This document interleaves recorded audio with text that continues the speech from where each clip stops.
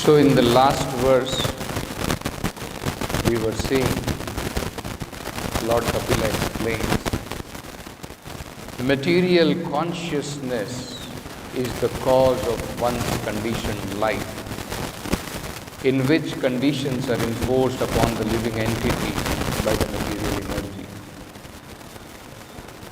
That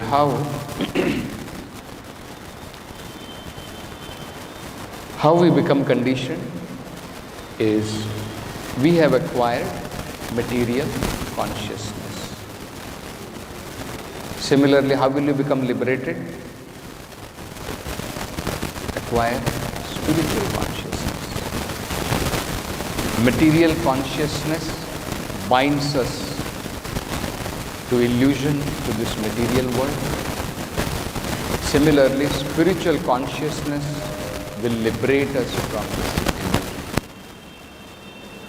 What happens when he is under material consciousness was also described, that actually, although the spirit soul is only desiring, and according to the desire, all activities are enforced upon him. He is forced to do certain kind of activities.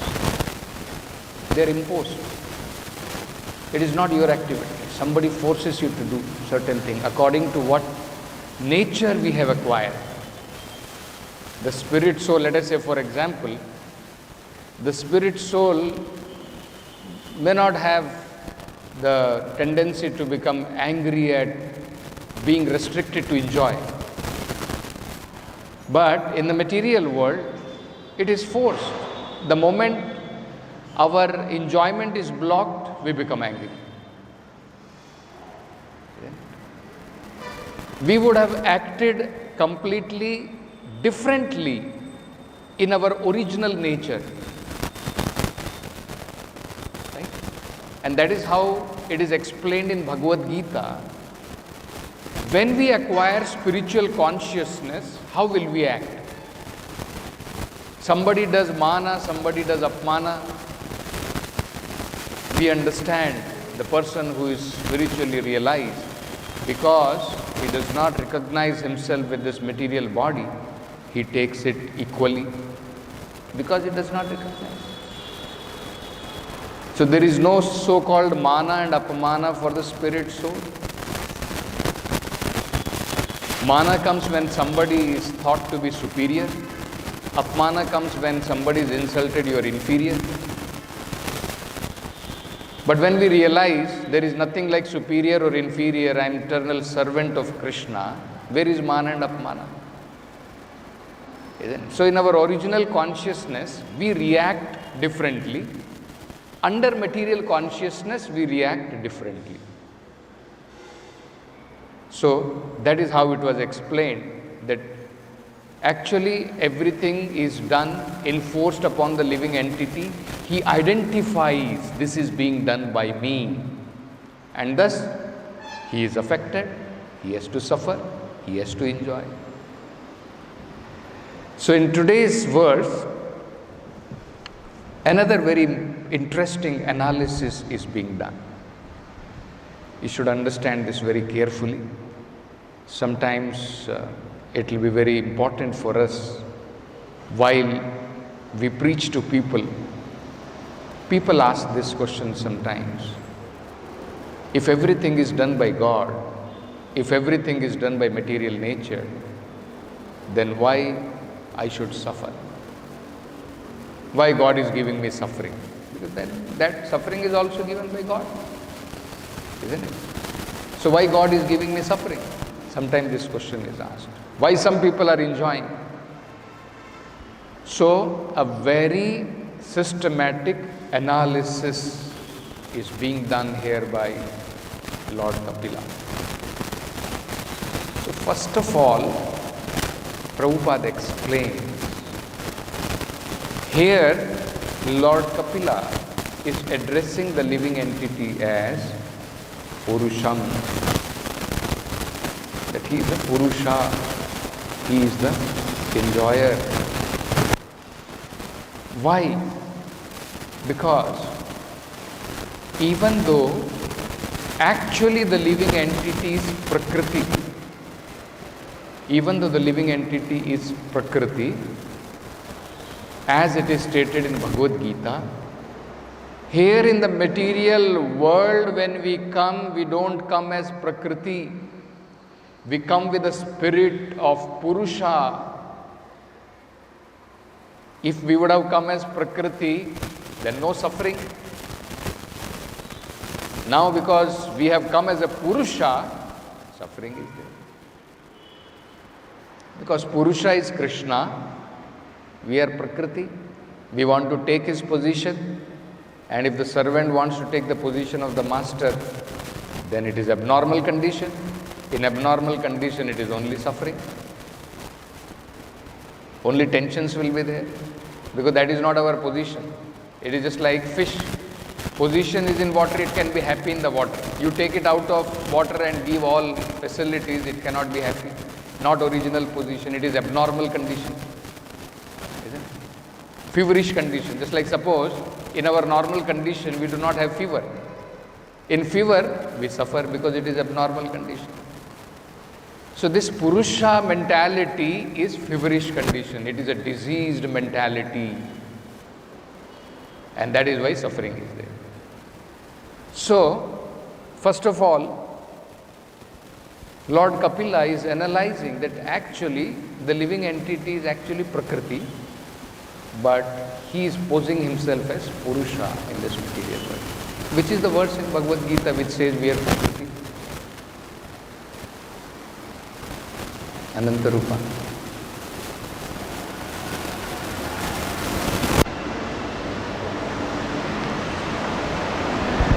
Even if you don't remember the whole verse, at least some portion of that.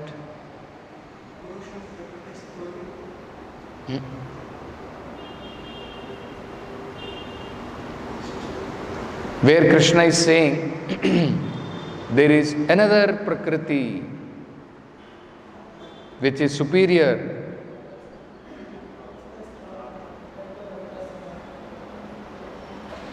Not exactly. Apareyam itastu vidhi me prakriti param.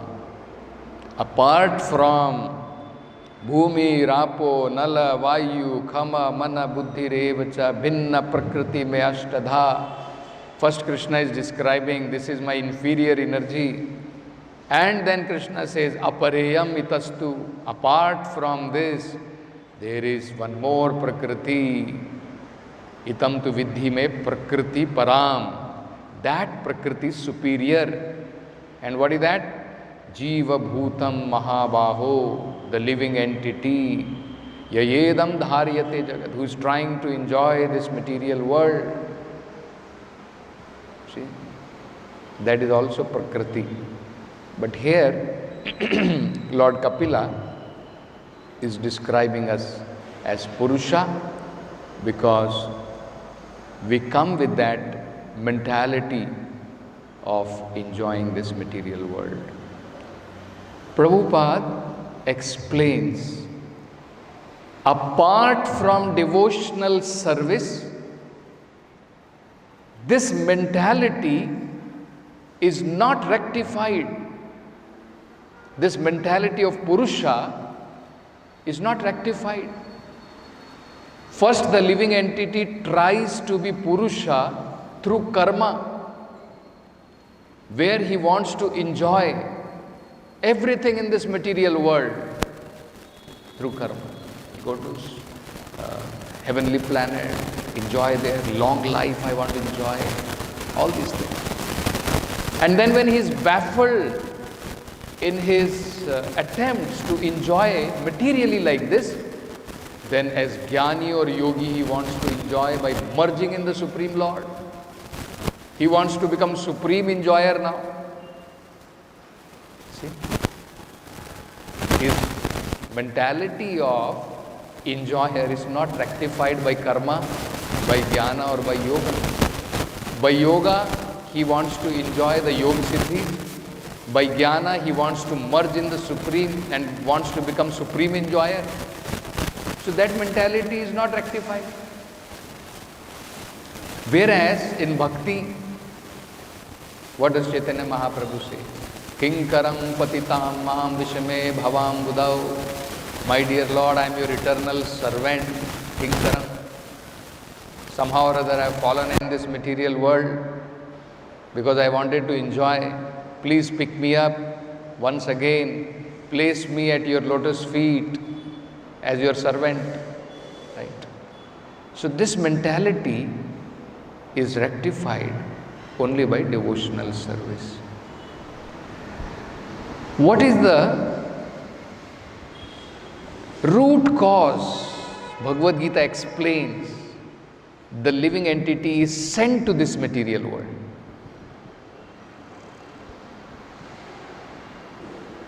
Ichha dvesha samuthena sarge yanti param tapa. Sarge means that which is created.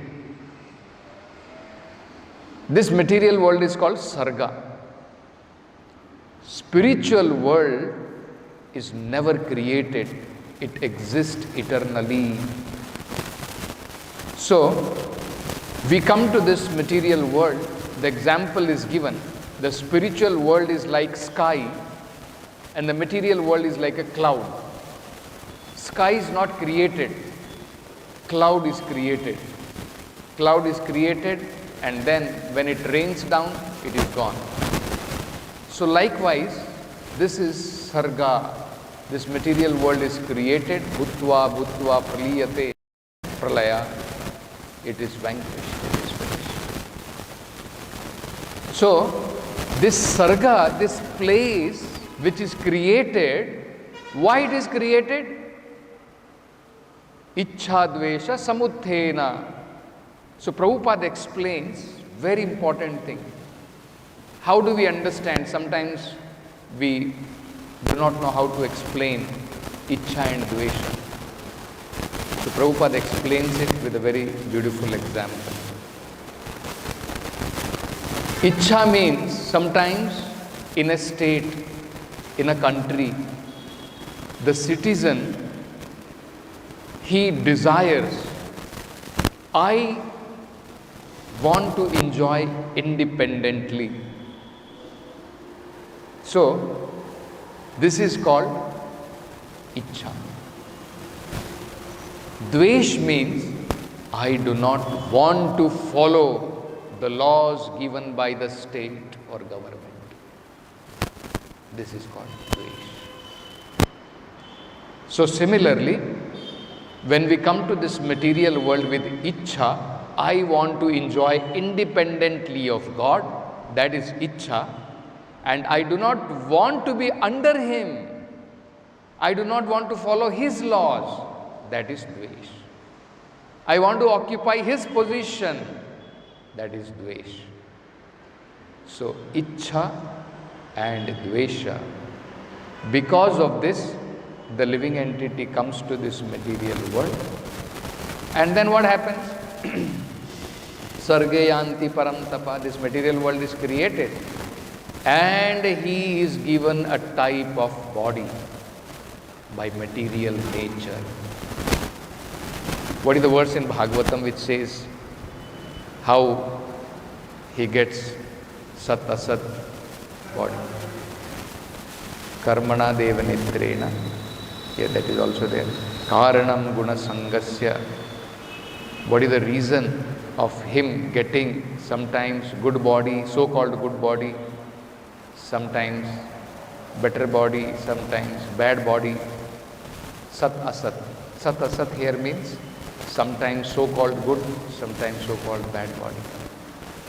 So, getting varieties of different bodies in this material world, the reason is guna sangha. As per our desire, we are placed in this material world under different modes of material nature, and as we associate accordingly, we get the body. Now you see here, there are 3 words used. Very interesting. Karya, Karana, Kartritve. And what is said about these 3 things? Karanam Prakritim Viduhu. Viduhu, learned people assign the Karanam to what is the cause of these three things. The cause of these three things is Prakritim. Karanam Prakritim Vidu. Material nature is the cause of these three things. What are those three things? Karya. Karya is material body. Karana is the senses the material body gets. You get a dog body and then you get the senses of a dog. You get a human body and accordingly you are given the senses of human being, which is different. Correct? Our senses in human body is different. Can we taste stool? So this sense is different. Whereas when we are placed in the body of a dog, we will taste stool and we will enjoy that. So body, the senses and the demigods controlling the senses. All our senses are controlled by the demigod. That is called Kartatva. That is the demigods, presiding demigods who are in charge of the different senses. For these three, the cause is Karanam Prakritim Viduhu. Prakriti is the cause. So very simple. Why somebody got dog's body and the senses of the dog and the presiding deities who are controlling those senses, their senses are also controlled by demigods. The cause of that is material nature. Karanam Guna Sangasya. Okay. Now next. Bhoktratve Sukha Dukkhanam Purusham Prakritehe Param. But the feelings of enjoyment in that body, the feelings of distress in this body, the cause for that is not Prakriti. The cause for that is Purusha. The cause for that is the soul itself. You see? So very clearly it is defined. Happiness and distress is yours. Body is given by material nature. You see? Because it's very simple to understand. The desire to enjoy is the soul's desire. The living entity desires in a particular way to enjoy, independent of Krishna. So, that desire and Irsha to the Supreme Lord, Dvesha to the Supreme Lord, is the cause of his getting the material body. So, if you desire to enjoy material world, then Prakriti will accordingly facilitate to get your material body, and then Sukha and Dukkha is yours. Because you desired. Prakriti has only facilitated giving you that body and that senses which you wanted. So then how Prakriti is responsible for your suffering? Correct? Similarly, now it depends upon us. The moment you desire, I want to serve Krishna, modes of material nature will change. Immediately Devi Prakritim will take over. Immediately, even though we have got this material body, which is actually controlled by Maya Prakriti, but we will immediately shift to Devi Prakriti. These three modes of material nature will stop acting. See? Then our suffering our enjoyment, Krishna is the cause. If we come under Devi Prakriti, just like the suffering of Pandavas, the enjoyment of Pandavas, it is given directly by the Lord. It is not according to their karma. Whereas, when we are in material consciousness, our suffering and our enjoyment is the karma. Whatever you have done, you suffer, you enjoy. So, this is what Prabhupada is explaining in the purport. Very interesting, very important. So, I'll just read that portion.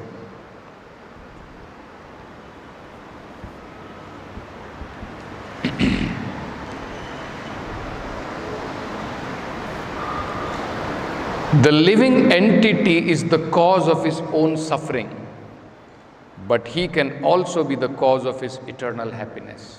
See? When he wants to engage in Krishna consciousness, a suitable body is offered to him by the internal potency, the spiritual energy of the Lord. When we want to engage in the service of the Lord, then the internal potency takes over and it gives us a suitable body. Externally, this body will also same, it will look like that only. But there is a difference. Modes of material nature is not acting like that. Isn't it? Where are we eating meat? Earlier, our modes of material nature were acting completely differently. We are going to cinemas. Now, where are we going? So, modes of material nature change. Of course, depending upon how seriously we take, it will depend on that. If we take seriously, sincerely we want to engage, then very soon completely our modes of material nature will completely change. And if we do not take it very seriously, it will take time. Prabhupada gives an example. Fan is running, momentum is there. You stop the fan, still momentum will be there for some time. But we should know it will stop. It's like this. So modes of material nature will not act because the Supreme Lord gives different kind of body. Thus, it is his free choice to accept spiritual body or material body. But once body is accepted, he has to enjoy or suffer the consequences. Our choice is only to accept. I want to serve Krishna or I want to serve Maya. That choice is ours. After that, we have no choice. Understood?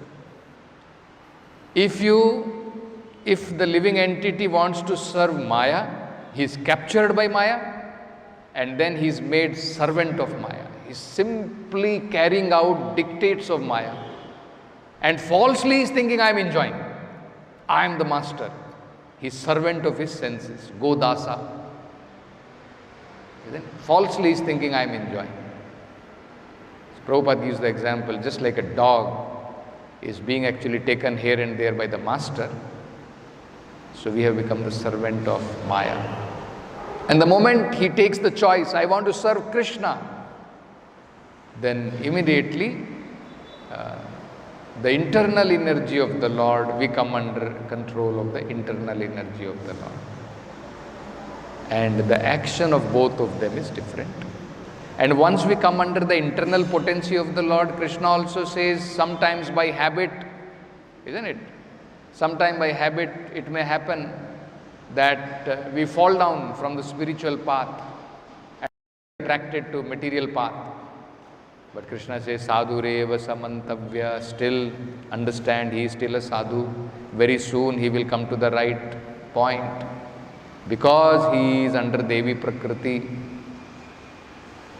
But sometime because of our bad habit, because of our long association, once again we may fall down to that point.